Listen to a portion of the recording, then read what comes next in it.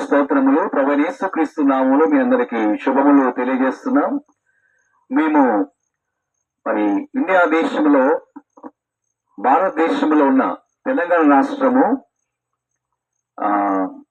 భద్రాద్రి కొత్తగూడెం జిల్లా ఇల్లందు మండల సమీపంలో ఉన్న ధర్మాపురం గుట్ట ప్రాంతంలో జీసస్ బ్లెస్సింగ్ ప్రేయర్ టవర్ నుండి మేము దేవుని యొక్క వాక్యాన్ని అందిస్తున్నాం. దేవునికి స్తోత్రం. ప్రభునందు ప్రియమైన దేవుని బిడ్డారా, ఈ స్థలంలో నుండి ప్రపంచ దేశాల్లో ఉన్న ప్రజల కొరకు మేము ప్రార్థన చేస్తున్నాం. భారతదేశ ప్రజల కొరకు ప్రార్థన చేస్తున్నాం. మరి మన భారతదేశంలో అనేక రాష్ట్రాల ప్రజల కొరకు ప్రార్థన చేస్తున్నాం.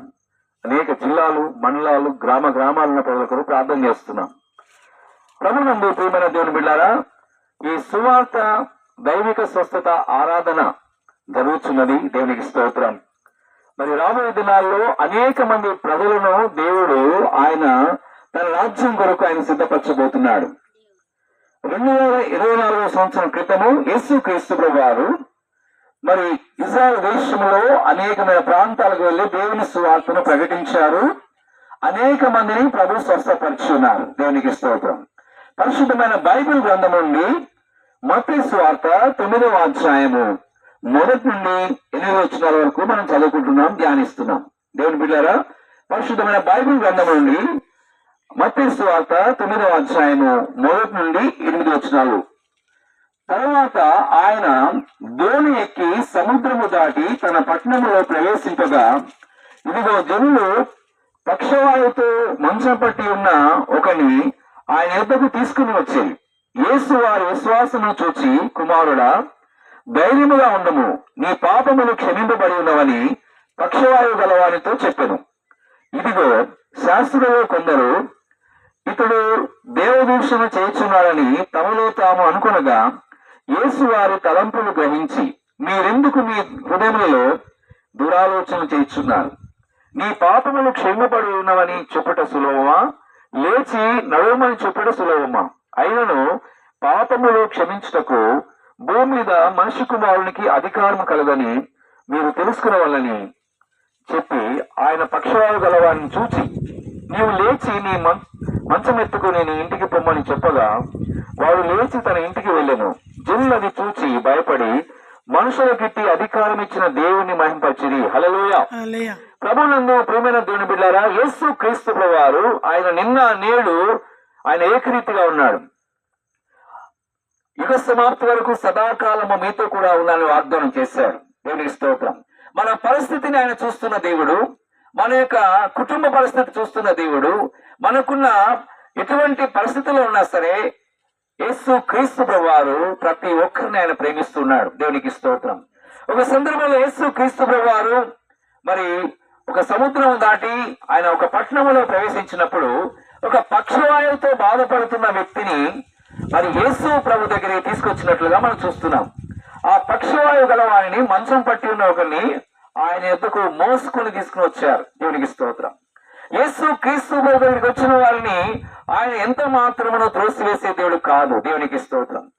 అవునండి, మానసిక స్వస్థత, శారీరక స్వస్థత, ఆత్మీయ స్వస్థత యేసు ప్రభు ద్వారా మనకు కలుగుతుంది. దేవుని బిడ్డారా, దేవుని యొక్క వాక్యములు ఇక్కడ మనం గమనించినట్లయితే మరి ఆ సమయంలో ఆ మంచము పట్టి ఉన్న ఆ పక్షవాయువు గలవాడిని తీసుకుని వచ్చినప్పుడు యేసు వారి విశ్వాసము చూచి, కుమారుడా, ధైర్యముగా ఉండుము, నీ పాపములు క్షమింపబడి ఉన్నవని పక్షవాయువు గలవాడితో చెప్పాను. దేవునికి స్తోత్రం. పిల్లలు గమనించండి, శారీరక స్వస్థత ఎంత అవసరమో ఆత్మీయ స్వస్థత కూడా ఎంతో అవసరం. మరి పాపములు క్షమించే అధికారము ఒక యేసు క్రీస్తు ప్రభువు మాత్రమే ఉందండి. ఎందుకంటే యేసు క్రీస్తు ప్రభు వారు 2024 సంవత్సరం క్రితము ఈ లోకంలోకి వచ్చి ఆయన మన కొరకు ఆయన బలియాగమై మన కొరకు ఆయన ప్రాణం అర్పించారు. విలువైన రక్తమును ఆయన మన కొరకు చెల్లించారు. యేసు రక్తం ద్వారా మాత్రమే మనకు పాప క్షమాపణ కలుగుతుంది. అందుకనే అక్కడ దేవుని యొక్క వాక్యంలో ప్రభు అంటున్నాడు, వారు విశ్వాసముతో స్వస్థత స్వస్థత కలగడానికి ఆ పక్షవాతం కలిగిన వ్యక్తిని తీసుకొచ్చినట్లుగా మనం చూస్తున్నాం. పక్షవాతం అనేది చాలా భయంకరమైన వ్యాధి. కొంతమందికి ఒక పక్క పక్షవాతం వస్తుంది, నోరు, ఒక కన్ను, ఒక చెయ్యి, ఒక కాలు, అలాగా కుంటుకుంటూ నడుస్తూ ఉంటారు పక్షవాతం కలిగిన వారు. కొంతమందికి శరీరం అంతా కూడా పక్షవాతంతో ఉంటే వారు మంచం మీదనే ఉంటారు, ఆ కుటుంబానికి భారంగా ఉంటారు. దేవుని వీళ్ళారా గమనించండి. కానీ ఈ దినమున పక్షవాతం అంటే పాపం అనే పక్షవాతముతో ఈ లోకమున ప్రజలు జీవిస్తున్నారు. అనేక మంది పాపముతోనూ శాపముతోనూ సాతాను యొక్క బంధకాల్లో మరి చీకటిలోనూ దురాత్మల శక్తితో పీడించబడుచున్న వలన అనేక మంది జీవితాలు దేవునికి దూరస్తులుగా ఉన్నారు. దేవునికి స్తోత్రం. అయితే అనేక మంది పాపములో శాపములో ఉండడం ద్వారా వారు సరైన విధముగా ప్రార్థన చేయలేకపోతున్నారు, ఆరాధన చేయలేకపోతున్నారు, దేవుని స్తుతించలేకపోతున్నారు. దేవుడు సిద్ధపరిచిన ఆ కృపావరాలు, ఆ అభిషేకము, ఆశీర్వాదాలను పొందాలంటే మొట్టమొదటిగా దేవునికి స్తోత్రం, ప్రభువు యందు విశ్వాసం ఉంచాలి. కుమారుడా ధైర్యముగా ఉండమంటున్నాడు.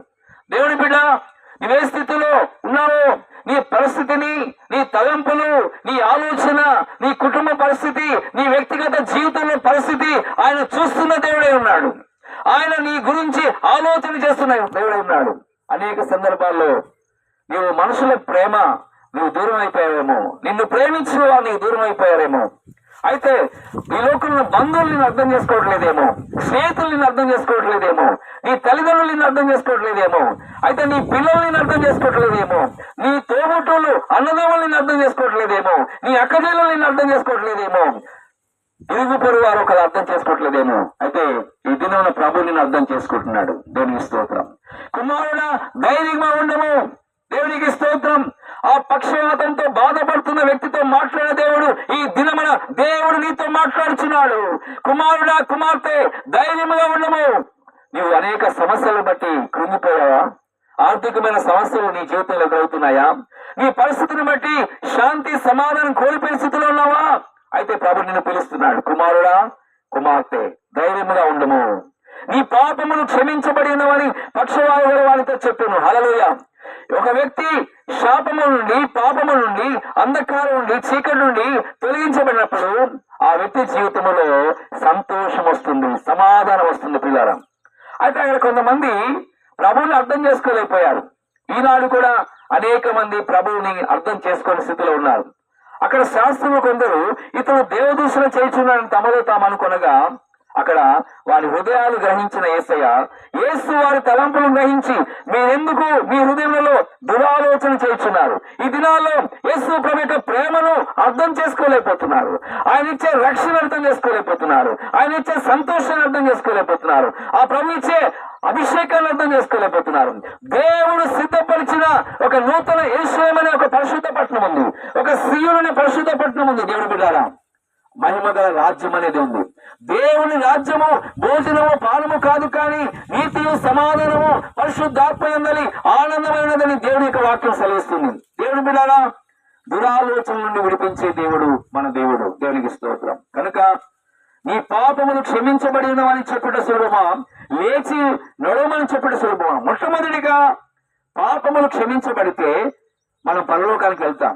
ఒక వ్యక్తి యేసు ప్రభువుని అంగీకరించినప్పుడు, మారు మనసు పొంది బాప్తిసం తీసుకొని పరిశుద్ధాత్మ చేత అభిషేకించబడి దేవుని యొక్క సన్నిధిలోకి వచ్చి అపొస్తలుల బోధలోను, రొట్టె విషయంలోను, ప్రార్థన చేయట్లోను సహవాసం ఉండే దేవుని బిడ్డలు వారు ఎంతో విలువైన వారు, చాలా శ్రేష్టమైన వారు. దేవునికి స్తోత్రం. మొట్టమొదటిగా పాపములు క్షమించబడడం ద్వారా మనము దేవునికి దగ్గర అవుతున్నాం. దేవునికి స్తోత్రం. ఆయనను పాపములు క్షమించటకు భూమి మీద మనుష్య కుమారునికి అధికారం కలని తెలుసుకున్నానని చెప్పి ఆయన పక్షవాయువు గలని చూసి నీవు లేచి నీ మంచం ఎత్తుకుని నీ ఇంటికి పొమ్మని చెప్పగా, హల్లెలూయా. అప్పుడు ఆయన నడవని స్థితిలో ఉన్నాడు, పక్షవాతంతో ఉన్న వ్యక్తి. ఎప్పుడైతే ఆయన నోరు తెరిచి మాట్లాడాడో ఆ పక్షవాయు గర్వాన్ని చూసి నీవు లేచి నీ మంచం ఎత్తుకొని నీ ఇంటికి పొమ్ము. దేవునికి స్తోత్రం. ఈ దినాన ప్రభువుని ప్రేమిస్తున్నాడు. నీ మానసిక స్థితిని బట్టి నీవు కృంగిపోయావేమో, నీవు నిరుత్సాహంలో ఉన్నావా, నిస్పృహలో ఉన్నావా, కృంగిపోయిన స్థితిలో ఉన్నావా, బలహీనులుగా ఉన్నావా? అయితే దేవుడు నిన్ను ఆ బలహీనత నుంచి, ఆ యొక్క బలహీనత నుంచి దేవుడు నిన్ను విడిపించి దేవునికి స్తోత్రం నీకు స్వస్థత ప్రవహిస్తున్నాడు. దైవికమైన స్వస్థత, డివైన్ హీలింగ్ సర్వీస్. అవునండి, ఈ యొక్క దైవిక స్వస్థత ఆరాధనలో దేవుడు నీతో మాట్లాడుతున్నాడు. దేవునికి స్తోత్రం. ఏ స్థలంలో ఉండి ఈ వాక్యం వింటున్నావో యేసు ప్రభు నిన్ను ప్రేమిస్తూ ఉన్నాడు. ఆ పక్షవాయువులను చూచి నీవు లేచి నీ మంచం ఎత్తుకొని నీ ఇంటికి పొమ్మని చెప్పగా వాడు లేచి తన ఇంటికి వెళ్ళను. హల్లెలూయా. వెంటనే అతనికి స్వస్థత వచ్చింది. దేవునికి స్తోత్రం. యేసు క్రీస్తు ప్రభునందు నీ విశ్వాసం ఇచ్చినట్లయితే ప్రభు నీకు స్వస్థతనిస్తున్నాడు, ఆరోగ్యాన్ని ఇస్తున్నాడు, సమాధానం ఇస్తున్నాడు, ఐశ్వర్యం ఇస్తున్నాడు, నీ జీవితంలో గొప్ప ఆశీర్వాదాలు ప్రవహిస్తున్నాడు. అయితే ఆ యొక్క వ్యక్తికి ఎప్పుడైతే స్వస్థత కలిగిందో ఆ ప్రాంత ప్రజలందరూ చూచి ఆశ్చర్యపడ్డారు. దేవునికి స్తోత్రం. అధికారము ప్రభు, అధికారము గల దేవుడు. దేవునికి స్తోత్రం. అక్కడ అనేక మంది దేవుని బిడ్డలు ప్రభుని మహింపరిచారు. ప్రియులారా, ఈ వాక్యం ద్వారా దేవునితో మాట్లాడుతున్నాడు. నీ జీవితంలో నువ్వు సంపూర్ణముగా నీ శరీరము, ప్రాణము, ఆత్మను సజీయాగముగా దేవునికి సమర్పించుకున్నట్లయితే ఇప్పుడే నీ జీవితంలో ఉన్న ప్రతి శాపము, ప్రతి పాపము, ప్రతి వ్యాధి, ప్రతి విధమైన రోగము ప్రభు తీసివేసి నీకున్న సమస్యల నుంచి ప్రభు నిన్ను ఆయన విడిపిస్తాడు. ప్రార్థన చేసుకుందాం సమయంలో. మహాగణుడా, మహోన్నతుడా, పరిశుద్ధుడా, కృపగల దేవా, దయగల తండ్రి, మీకు స్తోత్రం చెల్లిస్తున్నాం. ఈ మహాకృపను బట్టి నాయన ఈ ధర్మాపురం గుట్ట ప్రాంతంలో నుండి ఈ జీసస్ బ్లెస్సింగ్ ఈ ప్రేయర్ టవర్ నుంచి ప్రభా ప్రార్థించటం నాయన మేము తండ్రి మీ మాటలు వినటానికి మీరు మాకు ఇచ్చిన ధన్యతను బట్టి స్తోత్రం చెల్లిస్తున్నాం. మరి ప్రభా పక్షవాతముతో బాధపడుతున్న వ్యక్తిని ప్రభా మీ దగ్గర తీసుకొచ్చినప్పుడు అతని పాపమును క్షమించి ఉన్నావు, అతని రోగమును నిరూపించావు నాయన. ఎంతమంది అయితే పాపం అనే రోగములు ఉన్నారు, అతని శరీర రోగాలతో ఎంతమంది బాధపడుతున్నారు, ఎంతమంది అయితే ఆర్థికమైన సమస్యలతో నాయన కృంగిపోయిన స్థితిలో ఉన్నారు, వారిని లేవనెత్తను ప్రార్థన చేస్తున్నాము. యేసు క్రీస్తు నామములో వారికి విడుదల కలుగుగాక, యేసు రక్తములో విడుదల కలుగుగాక. ప్రతి ఒక్కరి యొక్క పాపమును క్షమించు నాయన, వ్యాధుల నుంచి విడిపించండి నాయన, త్రాగుడనే వ్యసనం నుంచి విడిపించండి మా ప్రభా. అనేక రకాల వ్యసనాలతో బాధపడుతున్న వారికి కూడా ప్రార్థన చేస్తున్నాం, విడిపించడం ప్రార్థన చేస్తున్నాం. యేసు రక్తములో విడుదల కలుగుగాక, యేసు నామములో విడుదల కలుగుగాక మా ప్రభా. ఎవరైతే నాయన పేదరికంలో ఉన్నారో తండ్రి, ఎవరైతే అనారోగ్యంతో బాధపడుతున్నారో, ఎవరైతే అప్పుల బాధలతో ఉన్నారో నాయన, ఆర్థికమైన సమస్యలతో ఉన్నారో వారి జీవితాలను ఆర్థికమైన ఇబ్బందులను చూపించండి మా ప్రభు. ఆత్మీయముగాను ఆర్థికంగా అభివృద్ధిని నడిపించడం ప్రార్థన చేస్తున్నాం. క్రీస్తు యేసునందున్న మహిమేశ్వరంలో మీ ప్రతి అవసరత తీర్చులు వాగ్దానం ఇస్తున్నందుకు స్తోత్రం నిలుస్తున్నాం. ఎల్లప్పుడూ ప్రభువునందు ఆనందించుడి, మరలా చెప్పుదును ఆనందించడం మీ వాక్యంలో ఉన్న విధముగా ప్రభా. అయా మీలో ఉన్న సంతోషము ప్రతి ఒక్కరు పొందుకుంటూ సహాయం చేయండి. దేనిని గురించి చింతపడకూడదు గాని ప్రతి విషయంలోనూ ప్రార్థన విజ్ఞాపన చేత కృతజ్ఞత పూర్వకముగా మీ విన్నపములు తెలియచేయని మీ వాక్యములను విధంబడుస్తోంటాం ప్రభా. సమస్త జ్ఞానం ఇచ్చిన దేవా మీ సమాధానము ప్రతి హృదయానికి ప్రతి తలంపులు దయచును ప్రార్థన చేస్తున్నాం ప్రభా. ప్రతి కుటుంబానికి మీ శాంతి సమాధానంతో నింపును ప్రార్థన చేస్తున్నాం. ఒక నూతన బలముతో నింపు ప్రభా, ఒక నూతనమైన ఆశీర్వాదాలు దయచేయండి. నూతనమైన కృపచేతనైనా ప్రతి ఒక్క కుటుంబాన్ని ప్రతి నిలబెట్టమని ప్రార్థన చేస్తున్నాం. మీరు ఆకలి తండ్రి మమ్మల్ని అందరినీ సిద్ధపరచుకోనండి మా ప్రభా. ఈ ప్రార్థనలో ఏకీభవించిన ప్రతి కుటుంబాన్ని ప్రతి బిడ్డను దీవించి ఆశీర్వదించమని యేసు ప్రభు నామములో స్తుతించి వేడుకొంటున్నాం తండ్రి, ఆమేన్. దేవుడు మిమ్మల్ని దీవించును గాక. God bless you. షాలోమ్. మీకు సమాధానం కలుగును గాక.